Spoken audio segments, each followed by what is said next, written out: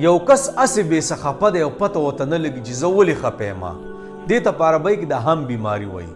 او بل هغه غم چې تا ته پته د خدای مکه د چا سو وفات شوي یا سه روزګار کې تاوان ماوان کړی، دغه خلکو ته پته چې دا زه په دې باندې خفه یم. دا دوه قسمه غمونه دي، دوه قسمه خفګانونه دي. د دې د نجات لپاره محمد رسول الله صلی الله علیه وسلم یو عمل ښودلی. واورئ ښه، ګورئ نبي علیه الصلاة والسلام فرمایي وی لا حول ولا قوة الا بالله. دا کلمه نه ده، دا د یو کم سل بیمارونو نجات دی، د یو کم سل بیمارونو نجات ښه، یعنی د 99 بیمارونو الله نجات ورکوي. او وی د ټولو نه پکې کمه بیماري کمه یوه ده، هغه هم دی او غم دی. الله اکبر کبیره. هم غم کم بیماري ده.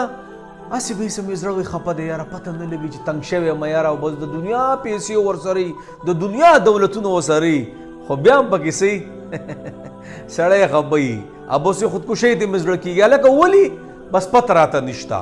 یوه د دې بیمارۍ نه به الله نجات ورکوي. او بله کومه؟ بله چې خلکو ته پته چې دا بیماری ده، دا مسله ده، دا مشکلات دی، خدای پاکه زړه مې لږ حلقه کړي. نو لا حول ولا قوة الا بالله دا ډېر ډېر وایي ښه. او نبي علیه الصلاة والسلام دې دعا ته، دې کلمو ته د جنت د خزانو نه یوه خزانه ویلې ده ښه. نو هر ټیم لا حول ولا قوة الا بالله، لا حول ولا قوة الا بالله. نو هسې بې سبب خفه نه یې، او که خفګان راځي نو زړه به م ډاډي انشاءالله. صحیح ده.